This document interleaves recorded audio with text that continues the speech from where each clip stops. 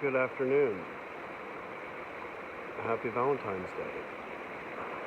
I don't necessarily know exactly what I'm doing or why I'm doing. I just have been feeling inspired or want to be inspiring. I don't know. Just trying to express myself. I maybe feel moved, because I recently have been working a lot on myself and trying to go through life changes, big life changes, where every time that I have gone through before, it kind of just, in hindsight, seems divine, like, that's why that happened. Thank you. Constant gratitude in a land of milk and honey. I feel spoiled saying that, but it really is, like, when you look around and you know how bad it is in the world, you're like, wow, no matter all my hardships, trials, tribulations, I'm so grateful for where I am and what I get to do, and the people that God puts in your life. It's just immaculate. So I've just had this burning of like, I'm inspired by some people and I want to I don't know how to do that. And I can't do that. Well, why can't I do that? I don't even know where I'm supposed to be looking if there's a camera right now or how that's supposed to work. But so I figured, why not? Give it a whirl. Progress, not perfection. And what a beautiful day to really feel inspired. I was thinking about it for weeks, but now it's Valentine's Day. And my wife, if she ever would see this, if I actually do this, she'll be mad at me. But, it's for her too, because I always try to express to my wife how amazing she is, and she puts it back on me like it's carnal, but I just want her to feel special, and that's what we are in this life. We're put here in this beautiful Saturnian third dimensional experience that we really don't even get a choice on, but we judge it. And this is a time where we're really seeing the eternal battle of swords and swords and torches. Like our ego wants to chop everything up and castrate, and the small little torch is like, we need to focus on that. We have to have a manager of the store.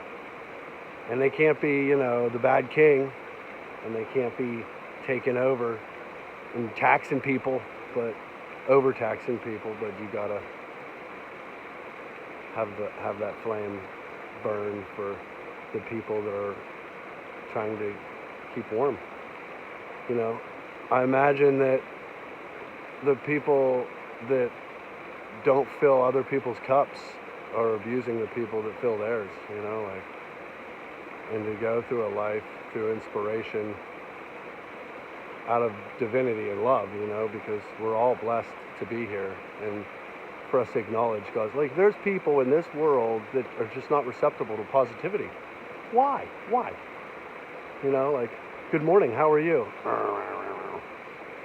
So just expressing gratitude on a day where, it used to be a pagan party and now it's St. Valentine, but, I think it's a beautiful thing to express and celebrate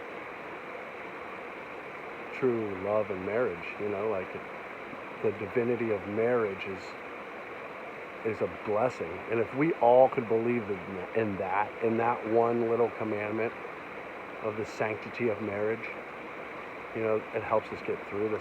The amount of things that would be rid of this world, the amount of terror that people experience with rape and incest and hurt, and if we could just have the faith that our brother is our brother and he's not going to sleep with my wife because he's my brother, how safe, how much more we'd be able to express ourselves. But there's no coincidences in my life, and I'm grateful for that. Isn't it funny, that's the alchemy, it's not lead in the gold, it's the moments that are given to us in this blessed of life. That if we have faith, which I like, my favorite one is faith is not blind, it's forged in the fires of doubt. And I'm just tired of doubting. I'm so grateful for so much of this experience that we get to have. I'm just trying to look forward towards how I can help others and serve others, because I've always, for the past 20 years of my life, served someone else for someone else's success. And I see people that do it on their own and they're like very successful, and I'm like, man, I would like to do that for myself, but it's like, feels selfish. Like, I don't want to do for someone else. I mean, I feel better working as if it were unto my Lord than like to myself. But you know, we get to have those day-to-day experiences, and they get dull and they get boring, and you're like, you know, stagnant, you know. But really, the beautiful part is complacency. You know,